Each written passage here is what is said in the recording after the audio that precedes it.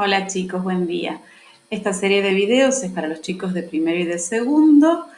Les voy a agradecer que lo miren con atención y que saquen la información que yo les voy a ir dando, ya que esta vez no voy a dejar archivos para consultarlos después, sino que van a tener que juntar la información a partir de lo que yo les voy a ir diciendo a lo largo de estos videos. El tema de hoy es qué es la literatura. Para los chicos de segundo es repaso y profundización. Y para los chicos de primero, bueno, es nuestra primera clase sobre esto. Vamos a trabajar en la sección de literatura con este archivo que los chicos de primero ya tienen pegado en sus carpetas y los chicos de segundo van a poder bajar de la asignación que yo les voy a dejar. No es necesario que sea impreso, puede ser hecho a mano en sus carpetas, no hay ningún problema con esto. Bien, vamos a hablar hoy acerca del concepto de literatura, qué es la literatura y por qué importa que nosotros la aprendamos y estudiemos, ¿sí? Para hablar de literatura tenemos que comenzar con nuestro primer tema, nuestra primera definición, que es la definición de texto. ¿Qué es un texto? Y cuando estamos juntos y yo puedo preguntar e interactuar con ustedes, suelo preguntarles qué piensan ustedes que es un texto. La mayoría cuando hablamos de texto pensamos en un texto escrito. Sin embargo, tenemos que considerar que también existen textos orales, ¿sí? Que no es solamente la escritura. Los textos orales son un poquito más blandos, más versátiles, ¿sí? Uno los va construyendo a medida que habla, casi siempre, con la interacción de otras personas, y son un poquito más, menos rigurosos, menos estrictos, mientras que los textos escritos tienen que ser muy rigurosos, tienen que cumplir siempre todas las reglas para que sea correcto. Bien, normalmente cuando hablamos de texto y yo les pregunto, me suelen responder que el texto es un conjunto de alguna de estas tres opciones. Conjunto de palabras, conjunto de oraciones o conjunto de párrafos. Nosotros vamos a elegir una de esas tres y les voy a explicar por qué elegimos esa. Nosotros vamos a decir que los textos son conjuntos de oraciones. ¿Por qué oraciones y no otra cosa? Porque nosotros cuando nos comunicamos usamos estructuras, no usamos palabras sueltas, ¿sí? Nosotros usamos estructuras. Y esa estructura se llama oración. Aun cuando lo que digamos, nuestro texto, nuestro discurso consista en una única palabra, por ejemplo, sí o no, esa palabra tan cortita, que es apenas un monosílabo, entra dentro de una estructura, que es una respuesta a algo que nos preguntaron, o sea que ya hubo una estructura antes, y algo sobre lo que nos van a repreguntar, así que forma parte de una estructura y un contexto. Hay una estructura que a veces la nombramos y a veces queda tácita, ¿sí? Queda sobreentendida. Por eso decimos que cuando nosotros nos comunicamos a través de oraciones.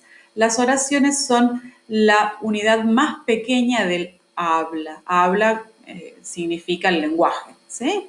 La unidad más pequeña del lenguaje es la oración y tiene sentido completo. Por eso cuando definimos texto, vamos a usar la palabra oración como la unidad del texto. Los textos están formados con oraciones, ¿sí? Pero estas oraciones, para poder formar un texto, necesitan cumplir con algunos requisitos, con algunas características, que vamos a ver a continuación. La primera característica que tiene que cumplir un texto, ¿sí? Este conjunto de oraciones para conformar realmente un texto es la condición de coherencia. Nosotros vamos a tener un conjunto de oraciones, pero esas oraciones tienen que ser coherentes. ¿Qué significa que sean coherentes?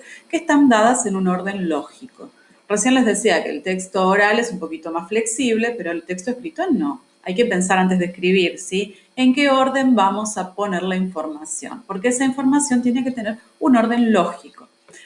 Voy a darles un ejemplo. Si yo dijera, murió en 1850, solo y enfermo y sin dinero. Estudió en la Universidad de Valladolid.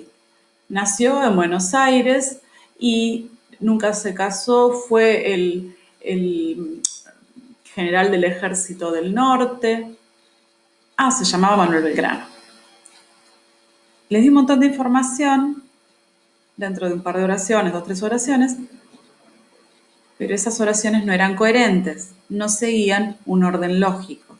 Distinto sería si yo les dijera, Manuel Belgrano nació en 1870 en la ciudad de Buenos Aires, estudió en el Real Colegio de San Carlos, más adelante en su juventud viajó a España donde estudió leyes y se recibió de abogado en la Universidad de Valladolid. En ese caso es la misma información, pero está puesta en un orden lógico. Es un texto. Los textos son un conjunto de oraciones que tienen que tener coherencia. Paso a la segunda característica. Perdón, me saltó una. Esa. La segunda característica es la cohesión. Cohesión no es otra cosa más que conexión. ¿Qué significa? Que este conjunto de oraciones, además de ser coherente, de tener un orden lógico, tienen que estar conectadas entre sí. ¿De qué manera? Bien, les voy a dar otra vez el mismo ejemplo para que vean qué pasa cuando yo no soy cohesiva en mi texto. Manuel Belgrano nació en 1770, le cambié el año de nacimiento. Manuel Belgrano nació en 1770. Manuel Belgrano nació en Buenos Aires. Manuel Belgrano estudió en el Real Colegio de San Carlos. Manuel Belgrano viajó a España.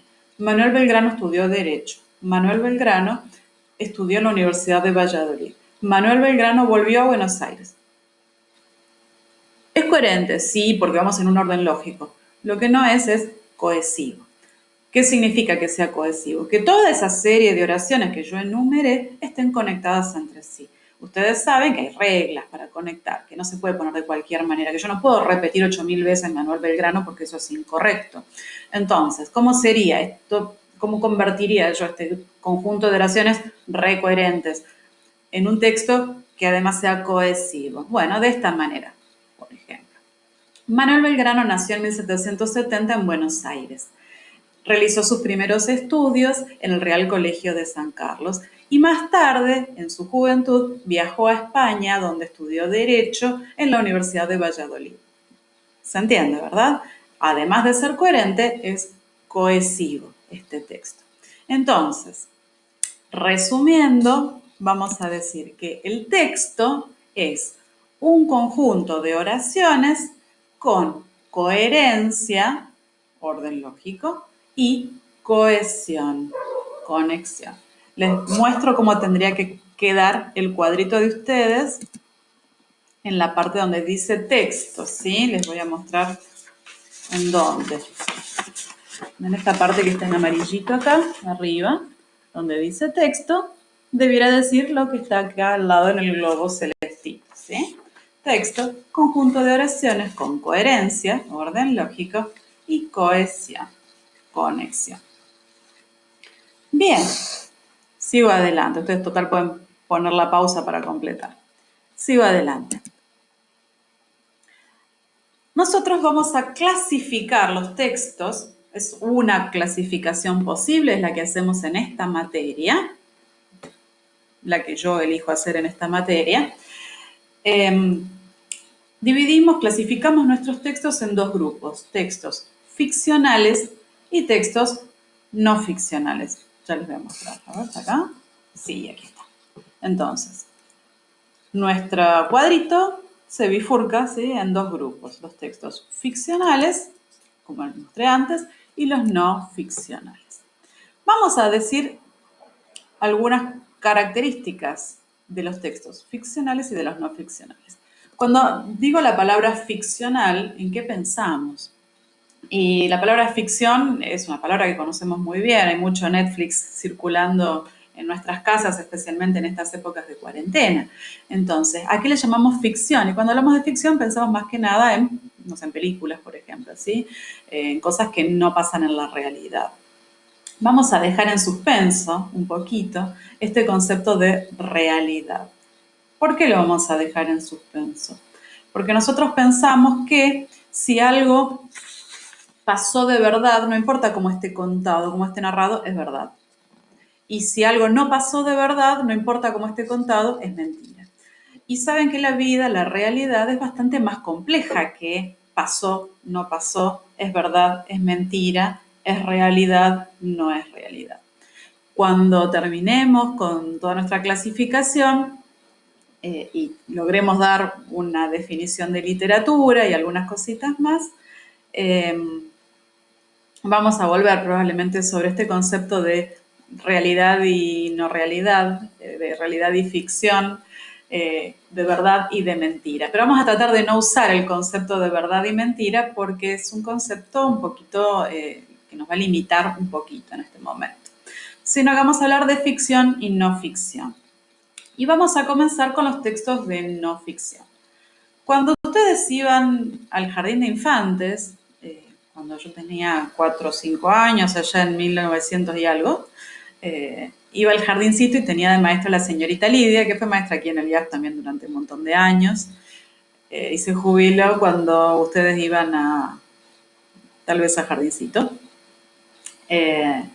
La señorita Lidia, que fue mi maestra de jardín de infantes, nos decía: esto que les voy a contar pasó de verdad, es una historia.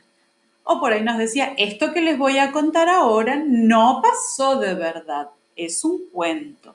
Y entonces, cuando nosotros éramos chiquitos, íbamos al jardín, la manera de explicarnos ficción y no ficción era mediante pasó de verdad, no pasó de verdad. Ahora que ya estamos más grandes, podemos hacer una clasificación un poquito más estricta, ¿sí? Así que vamos a dejar de vuelta, les digo, el concepto de realidad a un costado y lo vamos a reemplazar por otro concepto que es un poquito más elaborado.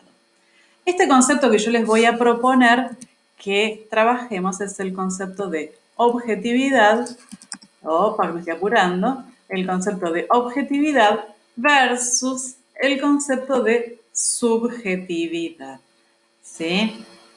Es un concepto un poquito más complejo que verdad y mentira. ¿A qué me refiero cuando hablo de objetividad y subjetividad? Voy a aprovechar este momento para presentarles mi botella de agua. La mayoría de ustedes ya la conocen. Ustedes saben que el año pasado tuve toda una historia con mi botella de agua, que ya se las voy a contar. A mí me gusta mi botellita. Y si estuviéramos en clases presenciales, la verían todos los días arriba de mi escritorio porque los docentes, como hablamos mucho, necesitamos hidratar las cuerdas vocales. ¿Por qué traigo mi botella para hablar de objetividad? Porque les voy a mostrar una foto de mi botella, está más linda que en vivo. Cuando yo hablo sobre un objeto, o sobre una persona, o sobre un hecho, yo puedo asumir dos posturas. Una es la postura de la objetividad. ¿Qué significa? Que yo voy a mirar al objeto y voy a tratar de describirlo sin mezclar mis sentimientos. Y voy a decir que es una botella de material acrílico, de color rosado, translúcido, con 600 centímetros cúbicos de capacidad y que en este momento está llena con agua potable filtrada de la canilla de mi casa a 16 grados de temperatura. Contiene además una bombilla plástica adentro, también transparente.